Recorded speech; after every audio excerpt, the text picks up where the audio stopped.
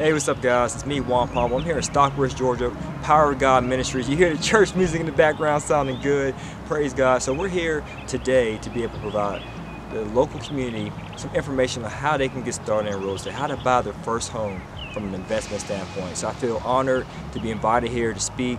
I love giving back to the community because we need to educate our people. Everyone needs to be an educated consumer moving forward. All right, so stay tuned. We're about to speak. Blah, blah, blah. See you there. Peace. Can anyone guess what's in his pocket right here? Cell phone. Nope. Business card. Close, yes, very close. Anything else? Starts with business. And they are business cards. Or business credit cards. What's that? About 25. The number, I think it's about 25, but they can't fit in my wallet.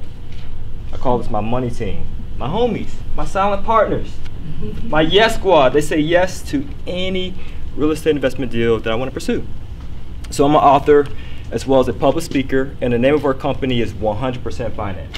We show you how to get income producing properties using little to none of your own money. Just using this, the gift God gave you, the power of creative thinking. All right, so I have a question. Are any of you ladies or gentlemen interested in real estate investing? You mind stepping up? Come up to the stage. Okay. All right, so you want to just be my assistant, so you can just give me a hug first. What's your name? Veronica. Veronica, I'm Juan. Just want to give you a book. Oh, thank you. So the book is Quit Your Day Job. Okay, so I outline step-by-step process of what you need to do from A to Z to quit your 9 to 5 if you're interested. But if you love your job, that's perfectly fine, but at least you can get a lot of, oh, she's shaking her head like, I should have raised my hand first. But it's a step-by-step blueprint, if you will, of how you can get enough rental units that working can be an option but not an obligation if you choose to. Okay? And if you could just be my handy assistant and just pass out some business cards to everybody. Okay, to everybody. Okay. All right, and we also have a sign-up sheet towards the end. All right, so you guys are live this morning. I like that. All right, so I'm going to talk a little bit about my story and how you can get started in investing in real estate, okay? And some other things, some other tools that you may need in order to do so. You guys ready? Okay, so my story. I used to go to school, University of Georgia, and actually used to stay here in Stockbridge, not too far from here. And being I was in the University of Georgia, I had a major in economics and a minor in statistics. Graduated from the School of Business with a 3.2 GPA. Could not get a job whatsoever. Reason being, I was trying to get into the business world, applying for jobs, and I had bad credit. You know, I paid myself through college. I wasn't responsible where my spending habits were concerned. Had low FICO score, about 500 or so. So I know what it's like to have all these creditors calling you, asking you where the money's at, right? It's frustrating. So it was also humiliating because I had to move back home with my mom. Because, you know, I had a prideful attitude. Hey, man, I had a nice GPA. I don't need to be staying at home with my mom. And I had to work at a temp agency, making a daily paper. I'll be up to about 3 o'clock in the morning, ink all over my clothes, just so I can get the morning paper out. Very humbled by that experience. And so while living with my mom, I decided, you know what? I'm going to spend my spare time wisely to make myself wealthy.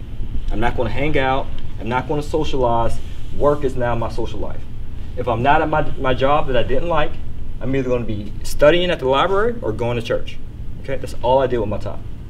So I did that for a period of 6 months until I landed a job in New York City.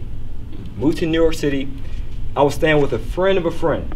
When I moved up there on a Saturday. By Wednesday, she said, unfortunately, Juan, you have to leave. Because I was renting a room from a lady. She said, oh, the guy's coming back earlier than expected. So he needs his room back. I didn't worry. I didn't fret. It remind me of this biblical verse, right? My God shall supply all my needs according to his riches and glory through and by Christ Jesus. Somebody said, why do I have to worry? He supplies all my needs. The next day, I found a place in Jersey City, not too far from Manhattan, and a young lady by the name of Rose Gray, and that's one of my companies I named after her, Gray Rose Consulting, in honor to her.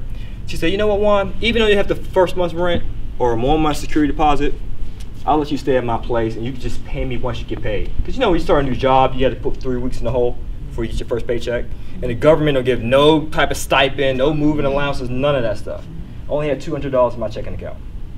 So I stayed with Miss Rose, And while I was living there, I realized she had somewhat of a homestay in her home. And she would have different faces from different places. She would be a homestay host, and she had people from Europe, people from Africa, people from China, people from all over the world come stay at her house short term to improve their English skills and to get acclimated to the American culture. So being that I was young, I was about 23, 24 at the time, I used to help her out. I said, hey, you know what, Miss Rose? I'll clean up. Hey, you know what, Miss Rose? I'll take them to New York City. I'll be their host while you're away. And she greatly appreciated that. To the point she said, you know what, Juan Pablo? You don't have to pay me that 1 month security deposit that you promised. You know what, you don't even have to pay me $800. I was paying $850 for a room, just to rent a room, right? A furnished room. And she said, you know what, since you've been helping me out, you just pay me $800. A month later, because I started taking on more responsibilities without her even asking me to do this. She said, you can pay $700. She said, you know what, Juan Pablo, if you give your room in the summertime, that's the busiest time. A lot of college students from all over the world come to New York City for like internships to improve their English skills. She said, if you give up your room, I'll let you stay here for free. I said, I'll take it. She said, but you have to sleep on the living room floor for the whole summer. I did it. This was the first time I saved up $3,000. This is the most money I ever had in my checking account. I took that $3,000, and as I'm walking down the streets of Jersey City with Rose, just walking, something within me said, you know what, there's a lot of for rent signs out here. Why don't you just call them all? I called them all, a block over from where Miss Rose stayed at, and it had a young lady who had a basement apartment, and she was selling the whole apartment, or renting the whole apartment, 3 bedrooms, for $800 a month. And it hit me, I was paying Rose $850 for just a room, and it's a 3-bedroom basement apartment for $800? So I used her as my mentor. I said, hey Rose, do you mind showing me how you got these college students and these international students? Do you mind hooking me up with the agencies that you partner with? She said, yeah, by all means. And you know what? I'll show you what you need to do in order to get this apartment set up. So it was a basement apartment. Not sure if you guys ever stay in a basement apartment, but it's damp, it's dirty, had a rodent infestation problem, but it smelled like money. It smelled like dollar bills, right? So this is what I did. I took that whole $3,000, the $3,000 I saved, and I bought the first month's deposit. I also did the first month's rent, got furniture, painted, cleaned up all the dampness in the basement, the mold, and the rodents. I spent my whole paycheck, or my whole savings, on turning this into an investment. So that was actually my first investment property. I made money off a property I didn't even own. And that's what John D. Rockefeller said. He said, it's better to control than to own. You don't necessarily have to own a home to make money off of it, as long as you control it, as long as you use this, the gift God gave you, right? So when I did this, this first investment, that's also called a lease option. I leased it from the landlord. I said, hey, you see this language you have in your lease that I'm not able to sublet? Do you mind if we take that out of there? Because that's part of my job. I provide housing accommodations to international students. She said, sure, that's no problem. But I'm your main tenant. I'll pay you the rent month after month, which I did. So I rented the whole place for $800, but each international student was paying me $700 a room. So I received $2,100 in revenue.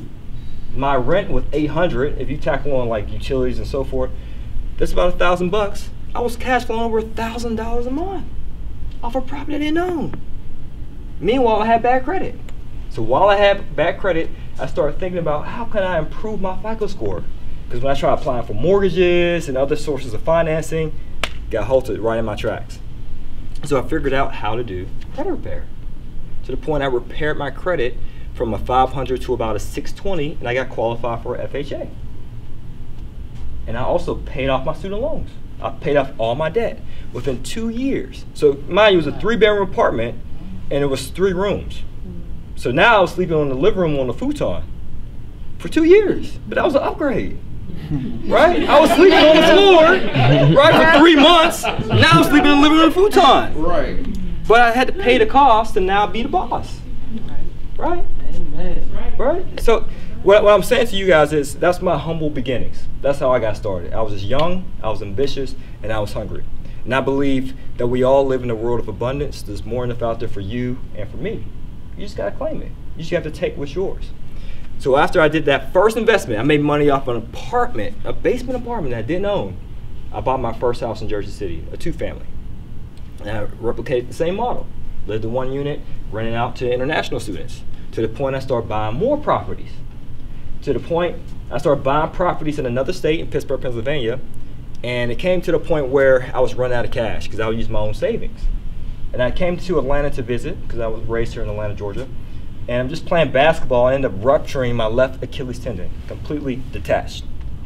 And I had to fly back to New York to work the next Monday. I fly back, got the bad news that my Achilles tendon was ruptured, and I couldn't walk for 2 months. So while I'm in Jersey City, in my house now, with my leg just propped up, I start to think, well, now I have an extra 40 hours a week. How can I do real estate without me even seeing the property? Because I can't move. I was immobile. How can I still buy real estate being that I have to sit here in this house? Then I start thinking, well, maybe I can do some financial analysis. Or perhaps I can start raising capital by how I network with other people. Or maybe I can start financing by structuring the financing different. Seller finance. Maybe I can do a lease option. Maybe I can use this term called hard money, where a lender will lend you money to buy the property and fix it up, as long as you do the math right. So while my leg is propped up, that year I had about 7 units in my portfolio. I was 29 years old. And I told myself I want to quit my job at 30. Okay. When I was 26, I said I want to quit my job at 30. And I was 29, so I felt like Kobe in the fourth quarter. Right? At that moment, when my leg propped up, I ended up closing on 21 rental units that year. So 30 by 30. At 30 years old, I had 30 rental units in my portfolio, and I quit my 9-to-5. Right? It's very simple, guys. So only thing you got to do is just focus on improving your credit and learning some creative real estate strategies. It's very simple. I used to tutor in math, calculus, trigonometry, statistics. And when I'm tutoring someone, they're like, oh, this is so hard. I'm like, no, math is easy. You just got to change your outlook on it. It's easy. It's easy. So real estate investing is easy as well, okay? So what I would like to offer you guys is we have a free first-time home buyer workshop. Everything you need to do from A to Z. And it's a free workshop that we're hosting on Tuesday? Yep, 13th. The 13th, right? Discover how to get your first property. Yes, I'll be presenting on how you can close on your first investment property. Okay? And mind you, I have 72 units. I have a 6 unit under contract now. I've done flips in the past as well. And I have an online business in which we teach people how to quit their jobs through real estate investing. Very simple. We have a staff of how many people? 8. 8 people? Yeah, we're looking to hire more, as I stated to Danielle earlier. So we're a growing company, we're online, and we just love to give back to our community. So any speaking opportunity that we receive, we're there on it. We have one here today, we have another one in Cobb right after this. So we love just to give back to the people, and that's our mission, providing people the tools they need to succeed financially. So if it is credit repair, we offer those services. If it is business funding, we offer those services. I'm not just the president of this company, I'm also a client. That's how we birthed this company as a result of my struggles and having to use this in order to make myself wealthy. Okay? So do we have any questions in here? Yes? When and where is it on Tuesday? It's a webinar. A webinar at 3 p.m. So it's a live streaming. And even if you can't make it, you can still register to watch it and watch the recording. Okay, so as long as you register, because I know some of you guys might have a job or so forth, you can't watch it, but as long as you register for it, you'll be able to get the live recording once it's concluded. So you sign on. Okay, so the only thing we need is just your information, your name, your phone number, and email, so that way we can register you and move forward with it. This should be about an hour in length. I do this all the time. I spoke many different things. I speak maybe about twice a week, and I still do a lot of real estate deals. Okay, good question. Any other questions? So sorry, I didn't get your name. What's your name again? Sonia Blaze. Sonia, pleased to meet you. So I know you talked before about credit. Does anyone in here think you might need credit repair? Because we provide free consultation, right? And just like Jesus said, it's not the healthy that comes that needs a doctor, it's the sick that needs a doctor, right? So likewise, you feel like your credit repair is somewhat sick, don't be ashamed to disclose it. We're all family here. I was in the same position. I had bad credit, but I had to seek God on what I need to do to get my credit looking pretty, which we like to call that Holly Berry looking credit. Credit looking so pretty, right, that every lender wants to do business with you because they perceive you as an attractive borrower. Okay, so if you're interested in credit repair or getting started in real estate, we can definitely help you with that. Okay, any other questions? I have a question. Yes. So what is the number for the Halle Berry looking credit? The number, that's good. Yeah. Good. You like specifics. I like to say 720. 720 is considered pretty credit. 720 and up. But you can still, like you mentioned earlier, even if you have a high 500s, low 600s, you can still get qualified for other types of financing. But if you want the most attractive rates, about a 720. And I have a high FICO score as well. Sorry? Could you use Credit Karma? Look at your score. That's a great question. So Credit Karma, is it paid or free? It's free. It's free. So what does that mean? You get what you pay for, right? Mm-hmm. Right? So why are they offering it free? Because they want to just market to you, advertisements, right? Nothing's wrong with that. Credit Karma is good for just seeing what's on your credit, but not in regards to providing you with a accurate depiction of your FICO score. And also, just to piggyback on her, Credit Karma versus your FICO score, whatever Credit Karma says, you just knock about 40 points off of it. That's what your score is. Yeah, And they're nowhere, everybody doesn't report to Credit Karma, Yeah. so they don't know. So Yes, just knock about 40 points off, and that's how it is. So there's many credit monitoring services out there, but we preference, and we have no affiliation with them. We just use them because we perceive them as being the most accurate. We use Credit Check Total, and we use privacyguard.com. And we also provide free consultation. So as long as you fill out that form, we can also reach out to you if you're interested in credit repair. We just want us to take a look at it. And I'm a licensed mortgage broker as well, and a real estate investor, right? So I know all the underwriting, what people look for. That's why I got all these business credit cards, because I know what the banks are looking for where their underwriting is concerned. And that's just key. You just gotta make yourself look pretty. That's it. And we're here just to dab on that little makeup, remove those blemishes, so you look attractive to all these creditors out there. Yeah. Any other questions? Any other questions? So we're good? All right, so what we're going to do is pass out the sign-up form. So Rudy, I guess, is in the back. So prior to Rudy, ever meeting Rudy, I'm still in New York City, just blogging. Relocated back to Atlanta, my hometown, and created a blog. To the point, it turned into a business. And this is how it turned into a business. Because I also like to talk about how to start your own business as well. Short and sweet. Online is easy money. Easy way to make money. You're just getting paid for your thoughts. This is, I'm telling you, this is amazing. You can just make money. It's very easy. So being now back in Atlanta, Georgia, blogging, people will reach out. Hey, that was a great video about cash out refinances. You mentioned equity. What is equity? Make another video. Hey, that was a great video about equity. The downside is credit repair, man. I can't get qualified for a mortgage. Do you guys offer credit repair? Do now. You know what? Let me get back to you in a few days. I kid you not. Let me get back to you in a few days. So the blog ended up turning into a business. I would create a YouTube video, and I'll put my cell phone number on the video. I didn't know these people, but my phone was ringing off the hook because of the videos. And so I would use their content, or the information, their feedback, I should say, as content for the next video.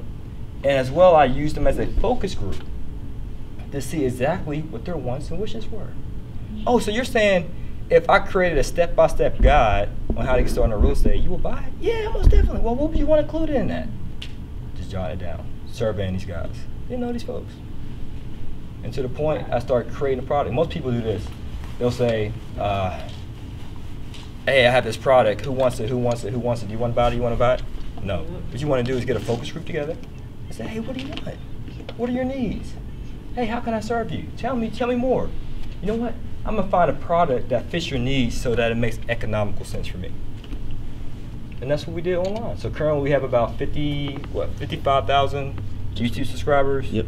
Over 3.5 million views on YouTube as well. Yep. So then once we started doing a lot more videos on YouTube, it just started sparkling like wildfire, to the point we needed to start hiring people. So the first person I hired was one of my fraternity brothers, Ryan Ketchens, and we were just hanging out at my place.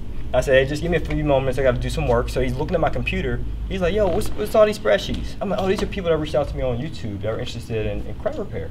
So I was a one-man operation. And then he saw my phone ring, and I had my phone on a charge, and it just would not stop ringing. He's like, bro, you ain't gonna answer your phone? I said, man, sometimes I do, sometimes I don't.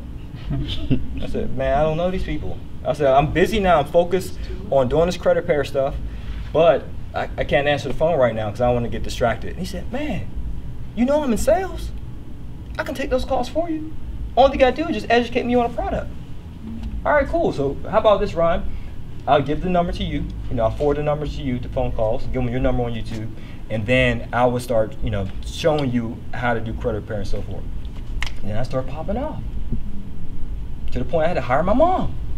And she was doing the credit repair. I had to educate her how to do the credit repair. That's another dynamic. That's another story right there, working for a family. Right? But I hired my mom. She's still employed with us, right? Yeah. Yeah, so my mom's still a part of the company. She did credit repair for a while. Now she works with my publishing. So with the book, with all my ebooks and so forth, my mom does all that. All written correspondence, all emails goes through Janine, my mom. So she's part of the team. You got my sister hired. She manages all my rental units. And yeah, we have a big team. And so the company just continued to grow and grow and grow. And like I mentioned, I'm speaking here, but I have 2 more people speaking in Cobb County, which we're going to join them later. Right? So for those of you guys who are interested in making more money, I have to say it's definitely possible for you. It's very simple. Making money is easy in my opinion, especially if you just use this. You don't have to trade your hours for dollars, so to speak, to get paid. Just trade your thoughts for dollars. That's it. And many of you guys may have a God-given gift or ability. You have something to share. People want to hear it. Just put it on social media. It's free. And we never pay for social media. And we never pay for advertising. Right? We made $615,000 last year. Last month we made about $67,500 in revenue, all from free leads, just from putting videos on YouTube. Very profitable, very easy. And again, that's just my online business. That's not my real estate holdings. Right? And I had humble beginnings. Grew up poor and became the man today. And I would say, I'll close with this, is really the Bible has a lot of profound statements in there. Like I read the Bible every day. And I read Proverbs every day. For every day of the month, like if today's the 10th, I'll read Proverbs chapter 10, pretty much. But there's a lot of business principles outlined in the Bible that you can use to your advantage. All right? All right, do we have any final questions? Did everyone have an opportunity to sign the sign-in sheet? No. It's floating. Okay, so it's floating. All right, so we'll stick around. I also have some books in the back if you guys are interested. I'll share pretty much the step-by-step plan of how to get started. So if you're interested in the books, just let me know, and we'll love to. And we'll send you the email for the webinar in about 1 business day, but it's Tuesday. Okay. Any other questions or comments? No. Very good information. Let's give him a standing ovation. Oh,